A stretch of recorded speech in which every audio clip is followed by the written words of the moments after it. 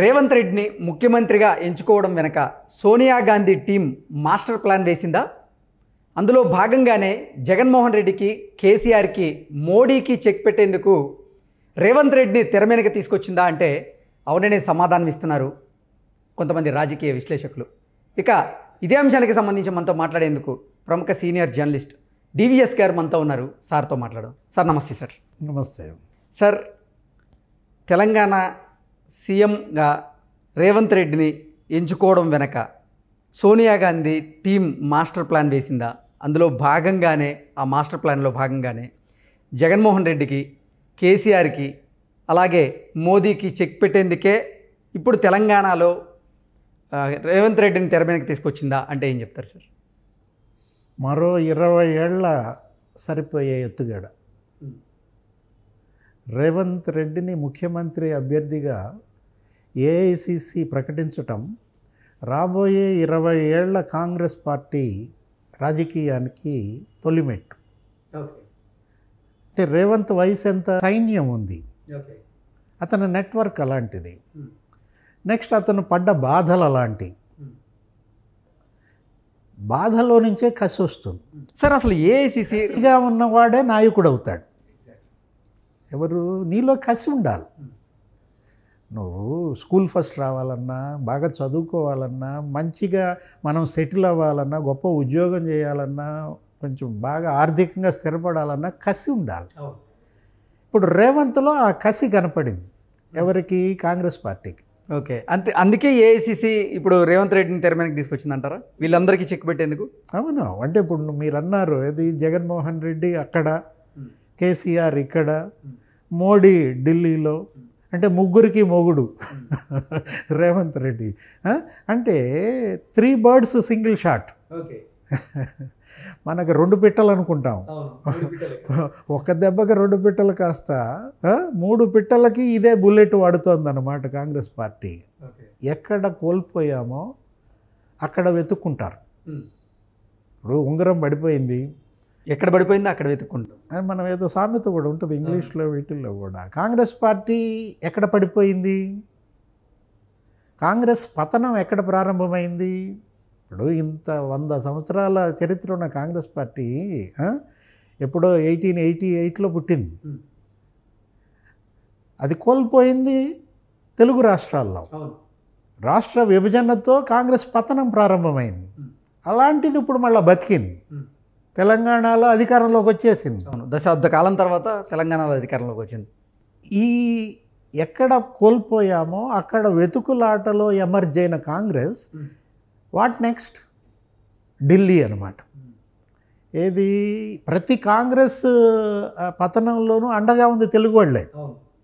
ఇప్పుడే కాదు, ఇందిరాగాంధీని జైల్లో పెట్టినప్పుడు, ఆ జనతా పార్టీ ఉద్యమం అప్పుడు, జయప్రకాష్ నారాయణ అంశంలో కూడా దేశం మొత్తం జనతా పార్టీ ప్రభంజనం వీసిన 42కి 41 కాంగ్రెస్ కొట్టేవాళ్ళం.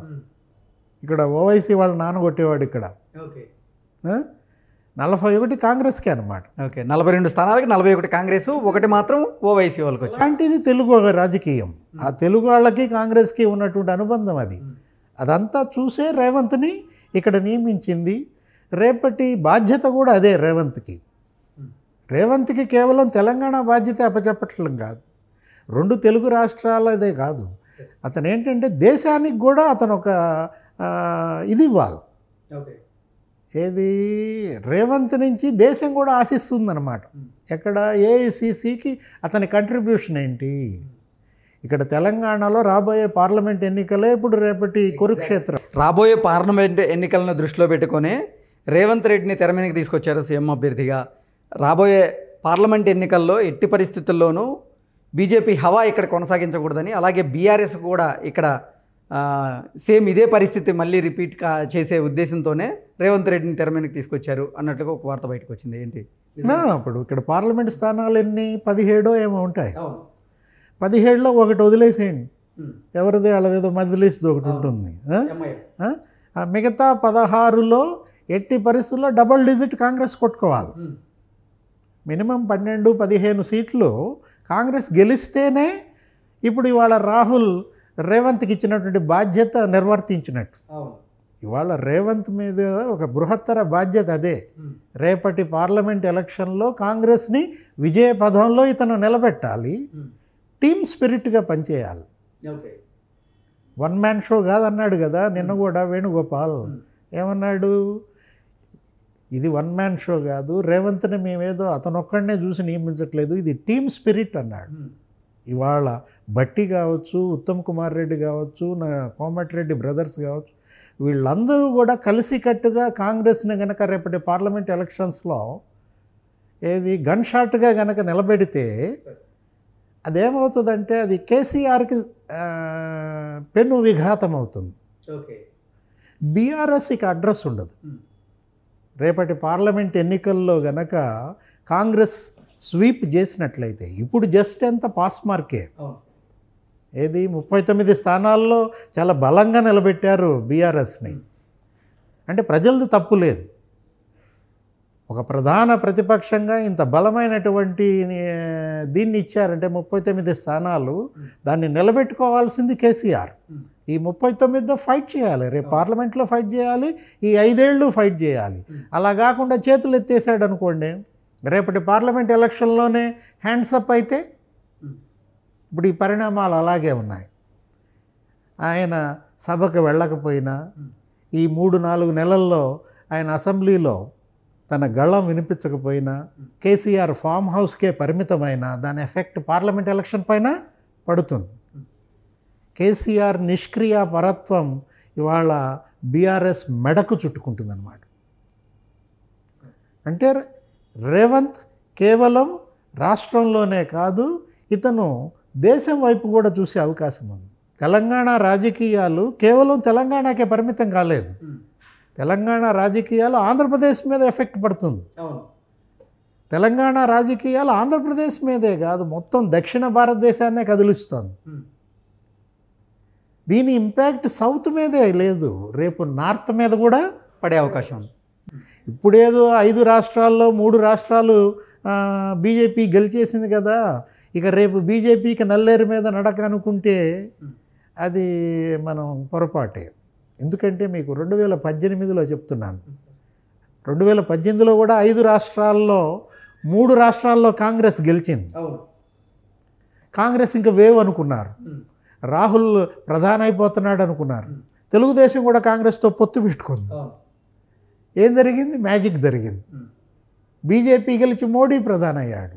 సేమ్ కర్మ సిద్ధాంతం రివర్స్ అవుతుంది, దేవుడి స్క్రిప్టు. ఇప్పుడు 5 రాష్ట్రాల్లో 3 బీజేపీ గెలిచింది కదా, రేపు దేశం మొత్తం కాంగ్రెస్ వేవ్ రావచ్చు. 2 ఛాన్సులు మోడీకి ఇచ్చాం కదా, ఒక ఛాన్స్ రాహుల్కి ఇద్దాం. అడుగుతాడు రేపు పొద్దున. ఏది జగన్మోహన్ రెడ్డి ఎలా అయితే ఒక ఛాన్స్ అని గడ్డం పట్టుకున్నాడో, రేపు ఇదే రాహుల్ దేశం మొత్తం అదే అడుగుతాడు. మా నాయనమ్మకి ఛాన్స్ ఇచ్చారు, మా నాన్నకి ఛాన్స్ ఇచ్చారు, నాకు ఒక ఛాన్స్ ఇవ్వరా అని అడుగుతాడు. జనరల్గా భావోద్వేగ ప్రజలు భారతీయులు ఏం చేస్తారు? ఇస్తే పోలా. అంటే దీని ఇంపాక్ట్ తెలంగాణ రాజకీయం, రేవంత్ ముఖ్యమంత్రిత్వం ఎలా తెలుగు రాష్ట్రాలే కాదు దేశంపై కూడా గారికి, కేసీఆర్ గారికి, జగన్మోహన్ రెడ్డి గారికి చెక్ పెట్టే ఇది ఆ స్టామినా రేవంత్ రెడ్డిలో ఉందా అంటే ఏం చెప్తారు? అంటే ఇక్కడ రేవంత్ వ్యక్తి కాదు. రేవంత్ మీరు గతంలో ఏంటంటే ఇప్పటిదాకా రేవంత్ ఒక ఎత్తు, రాబోయే రేవంత్ ఒక ఎత్తు. ఇప్పుడు ఆల్రెడీ చాలా చేంజెస్ మీరు చూశారు. ఇంతకుముందు ఉన్న దూకుడు స్వభావం ఈ 2 ఏళ్లలో కనపడలా. కాంగ్రెస్ అధ్యక్షుడు ఎప్పుడైతే అయ్యాడో ఒక హుందాతనం వచ్చింది, అందరిలో కలిసి కట్టుగా కలుపుకుపోవటం వచ్చింది, ప్రతి ఒక్కళ్ళ ఇంటికి వెళ్ళటం వచ్చింది. అహం అనేది లేదు అతనిలో మచ్చుకు కూడా.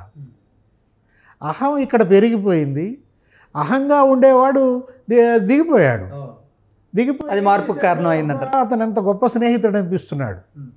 మారిన రేవంత్ రేపటి ఇంకా మార్పు ఉంటుంది. ముఖ్యమంత్రిగా అతను మరో రాజశేఖర రెడ్డి అవుతాడు. ఎట్లా? రాజశేఖర రెడ్డి గతంలో ఫ్యాక్షనిస్ట్ అనేవాళ్ళు. అవును, ఆ ముద్ర ఉండేది. అమ్మో రాజశేఖర రెడ్డి అనే పరిస్థితి నుంచి రాజశేఖర రెడ్డి దేవుడు అనే పరిస్థితి తెచ్చుకున్నాడు. ఏంటది? 5 ఏళ్ల ముఖ్యమంత్రిత్వం. ఇప్పుడు ఈ 5 ఏళ్ల ముఖ్యమంత్రిత్వం రేవంత్ మరి అతను ప్రూవ్ చేసుకోవాలి. అతను కూడా ప్రజల్లో దేవుడిగా అభిప్రాయం తెచ్చుకోవాలి. ఆల్రెడీ ఇప్పటికే చెప్పారు అసలు ప్రజాపాలన ఎలా ఉంటుందో నేను చూపిస్తాను, ఇప్పుడు చూపిస్తానని. అందుకే అనుకున్నాం కదా, ఇంకా చూడబోయేది కొత్త రేవంత్ అని. Okay okay sir, thank you so much.